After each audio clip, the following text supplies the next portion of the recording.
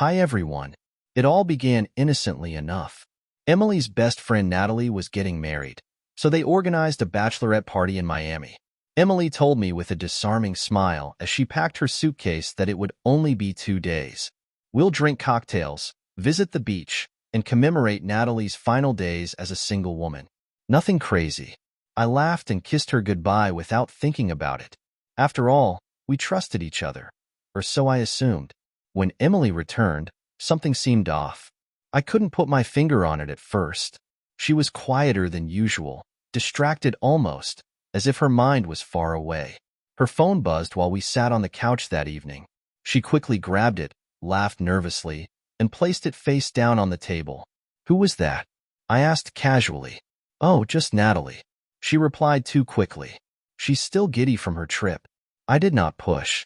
Perhaps I should have. Instead, I dismissed it and told myself I was imagining things. A week passed, followed by another. Emily was still acting strangely, jumpier, and distant. She began going to bed later than usual, scrolling on her phone into the early hours of the morning. She had also been avoiding any form of intimacy, dismissing my advances with excuses about being tired or stressed. It was unlike her, and the change was impossible to ignore. One night, I decided to confront her. "Emily," I said, standing in the doorway of our bedroom with arms crossed. "What's happening? You've been weird since Miami." She looked up from her phone, surprised. "What? Nothing is going on. Why would you think this?" "I'm not sure," I admitted, sitting on the edge of the bed. "You are not yourself. Did anything happen during the trip?" Her face became pale for a brief moment before she forced a smile. "Of course not. You are being paranoid." "Ryan." I wanted to believe her. I really did, so I let it go for a while. The tipping point occurred just 2 days later. Emily had gone for a walk, and I was preparing to leave when I realized I couldn't find my car keys. I checked the usual locations on the kitchen counter by the door and in the drawer, but they were not there. Then it struck me. Emily had borrowed my car earlier that morning because her own was broken down. I went to her purse, which was hanging by the coat rack, and opened it to find the keys. But there was also a receipt from Miami Incorporated Tattoo Studio. The date coincided with her bachelorette trip. Emily had no tattoos when she returned home. I held up the receipt. "Can you explain this?" Her eyes widened as she stammered. "Oh, Natalie dared me to get a tiny one. It's nothing really." "Where?" I inquired, skeptical. "What? Where is the tattoo?" Emily paused, then pulled her jeans waistband down slightly, revealing a tiny heart. Inked near her hip. I see no problem, but as I looked closer, something seemed off. Inside the heart, there was a letter, an R, carefully etched in the center, which made my stomach drop. "Emily, what is this?" I inquired, my voice tightening. Her face flushed, and she shifted uncomfortably before offering a nervous smile. "I had the artist place the R inside the heart for you." I froze the words, barely registering you. She bit her lip and avoided my gaze, ignoring what I said. "I thought it'd be a cute gesture for Ryan. It's not a big deal." My chest tightened in a gesture, revealing a tattoo with a hidden letter. I couldn't shake the uneasy feeling, and I realized it wasn't just about the tattoo anymore. I nodded slowly, despite the fact that everything inside me screamed for more information. The next day, I called Natalie. "Hey, Natalie, quick question," I began, maintaining a light tone. "What's with Emily getting a tattoo in Miami?" There was a pause. "Oh, yeah," Natalie replied awkwardly. It was a crazy night. She was pretty inebriated. You understand how it is. I know how it was. Emily wasn't a heavy drinker, and she was certainly not the type to get a tattoo on the spur of the moment. My gut was screaming at me, and that night I did something I never thought I'd do. I snooped while Emily was showering. I was sitting on the couch, trying to shake the unease I was experiencing. That's when a message notification appeared on her phone. Megan's name was displayed on screen. The message itself chilled my blood. "I want to see you again." I stared at it for a moment, feeling a knot form in my stomach. Felt strange. Something was wrong. I quickly unlocked her phone. She'd changed the passcode since Miami, but I knew her well enough to guess it. It only took 2 attempts. I opened the conversation with Megan and discovered that it only contained one message. I want to see you again. There was no other context or explanation, and the conversation seemed incomplete. My suspicion grew, so I copied the number from the message and saved it on my phone. I had no idea why, but it felt like a breadcrumb I couldn't ignore. When Emily emerged from the shower, I was still holding her phone, attempting to compose myself. "Who is Megan?" I inquired, my voice sounding more confident than I felt. Her eyes widened briefly before she masked them with a smile. "Oh, Megan. I know her from work. I didn't even consider buying it." "Really? A coworker friend?" I inquired, my tone skeptical. "Just a friend." She shifted uncomfortably and laughed awkwardly. "Yeah, Ryan is just a friend. You are being paranoid." But that smile, that look in her eyes did not persuade me. "I do not know Emily." I expressed my doubts, stating that it does not appear to be a friend. Emily's cheeks flushed slightly, but she quickly brushed it off. "You are overthinking it. There is nothing to worry about." I was not convinced in the slightest. The next day, I couldn't get rid of the feeling. The message, the name Megan, the strange conversation kept running through my mind. I couldn't simply leave it alone. I called the number I had copied from her phone, and when it rang, my heart pounded in my chest.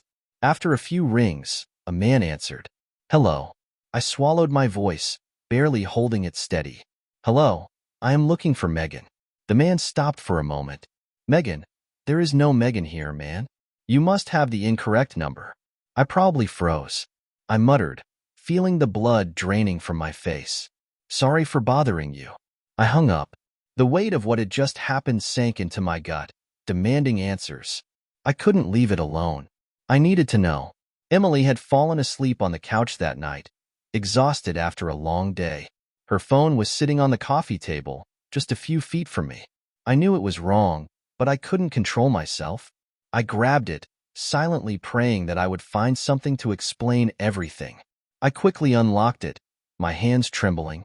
I scrolled through her messages, hoping I was mistaken, and there was a harmless explanation. But when I got to the conversation with Megan, my stomach dropped.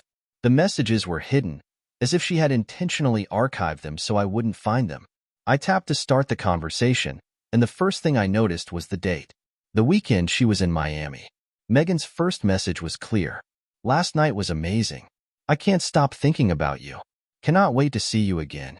I stared at it. My heart was racing as I scrolled further, and what I saw next made my hand shake. The contact name. Megan was not a real person. She had assumed a woman's name to conceal the fact that she was speaking with someone else. A man named Richard. I paused, blinking, and tried to process what I was seeing. I took a deep breath and kept reading. "That was the best night of my life. You were amazing," Emily wrote. My throat tightened as I read through the messages. Grew more personal and intimate. She had messaged him, saying she couldn't stop thinking about him and how he made her feel. I was paralyzed. These were not mere flirtations. They were genuine, raw emotions. Then I saw something that made my blood turn cold. She had sent Richard intimate photos and videos of themselves together. They were naked during the act. I couldn't take my eyes off the screen. Each image and video was a stark reminder of the betrayal. I felt sick to my stomach and my heart was racing as I scrolled. But it didn't stop there. I saw the picture she had sent him of the tattoo. The tiny heart on her hip with the letter R inside, which he had claimed was only for me. She'd lied. The tattoo she said was for me was actually meant for Richard. It was not a sweet gesture, as she had claimed. It was a symbol of her attachment to him. I sat there, my mind racing, staring at the screen. I couldn't process what was going on or what I was seeing. All I knew was that I had been alive. My wife, the woman I loved and trusted, had betrayed me in ways I could not have anticipated. I felt like my entire world had collapsed in an instant. The realization had hit me hard, but my instincts kicked in quickly. I couldn't let this moment. The video showed them taking action with trembling hands. I transferred the messages, photos, and videos to my phone. I needed concrete evidence. I watched the files transfer to my phone, each one a reminder of her betrayal, and then, without hesitation, deleted Ed's conversation from her phone. I didn't want her to know I had uncovered everything. The next morning, I scheduled an appointment with a lawyer. I didn't waste any time. I wanted to file for divorce and protect myself, ensuring that Emily received nothing from it. The lawyer's office was sterile and cold, but it provided the clarity I required. I'd worked hard for everything I had, bank accounts, properties, everything, and I wasn't going to let her take it all after what she'd done. The lawyer explained the process, and we discussed how I could protect my assets so that Emily would receive nothing. I left that office with a renewed sense of determination. This was not going to be easy, but I had taken the first step towards securing my future. Now I needed to confront Emily. The next and most difficult step was waiting. I knew Emily was out running errands and would be back soon. It was the longest wait of my life. I went home, my mind racing with the image of them together in bed, as well as Richard's messages. My hands trembled slightly as I sat at the kitchen table. I carefully typed everything into a single text, ensuring that every word hit hard. I planned to send it to everyone we knew, including family and friends who needed to know the truth. I couldn't keep this secret. She did not deserve that. I wrote about what she did in Miami. She lied to me and betrayed me. I trusted her, and this is how she paid me back. Here is the proof. Everything you need to know about Emily's affair with Richard is available here. I attached photos, messages, and videos that revealed the truth.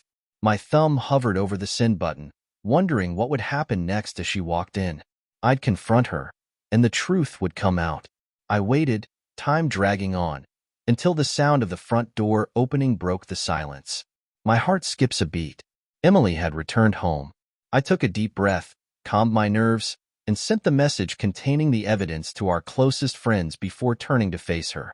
I stood there, phone in hand, watching Emily walk in. When she saw me holding the phone, her face fell. "What is going on, Ryan?" she inquired, her voice shaky. Without saying anything, I handed her the phone and let her see everything, including the photos.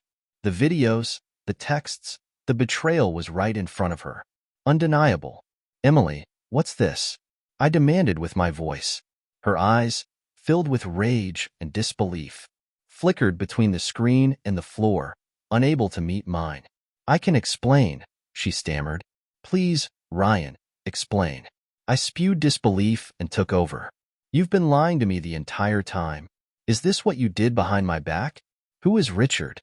Her face turned pale, and her lips trembled. She opened her mouth to speak, but the words remained in her throat. I did not intend for it to happen. I was drunk, and it was only one mistake. It was only for one night, and we slept together again the next morning. I couldn't believe what I was hearing. A mistake. I yelled furiously. Rising, "You slept with him twice, Emily, and you gave him a tattoo that you said was for me." Her shoulders shook as she broke down. "I apologize. Ryan, I never wanted to hurt you. It was the biggest mistake of my life, and I shot it back." With rage boiling over, "You're lying again. Even now, in the messages, you claim it was the best night of your life. Who are you attempting to fool?" Her sobs grew louder, but I was finished listening. "I can't even look at you right now," I said, straightening up. The coldness in my voice was clear. "You've made your decisions. Emily, now everyone will know who you truly are." Her face turned white. "What exactly are you talking about?" "I filed for divorce," I said, seeing the panic on her face, "and I had already sent everything, photos, texts, and videos, to our families and friends. They need to know the truth and what you did to me." Her mouth dropped open in shock. "You? What? Did you send them everything?" "Yes," I replied, my voice flat. "This cannot be hidden. You do not get to play the victim here." I didn't want this to happen," she begged, her tears streaming freely. "Please don't do this, Ryan." But it was too late. The truth had been revealed, and there was no going back. Emily and I didn't speak much after her family saw the photos, texts, and videos. They were stunned. Nobody came to her defense. My family was shocked as well, but they quickly rallied behind me and my friends. She reached out in disbelief, completely shaken by what she had done. The divorce was finalized. I made certain to protect everything I had worked for, including my house, cars, and accounts. She wouldn't receive a dime. Emily eventually walked away with nothing. There was no sense of regret, only the bitter reality of what had occurred. She had vanished, taking with her the life we had once known.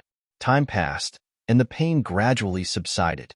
The person I loved was gone, but I was growing stronger with each passing day. The truth set me free, and with it I moved forward. Thank you for watching.